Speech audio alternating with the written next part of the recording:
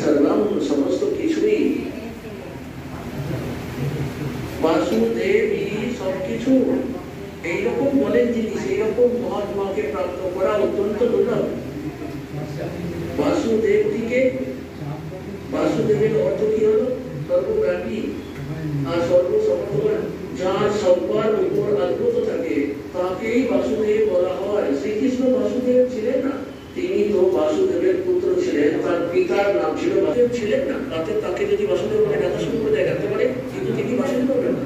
বাসুদেবের অর্থ বেদে দেওয়া আছে, যিনি সবকিছুর সৃষ্টিকর্তা, সর্ব উৎপাদক, যার সবার উপর অধিকার আছে, নিয়ন্ত্রণ আছে। উনি হলেন পরপুরুষ, আর উনি 21টি ব্রহ্মাণ্ডের অধিপতি। গীতাদের 15-16-17 তিনটি পুরুষের কথা বলেছি। পরপুরুষ, অপর পুরুষ, পরম।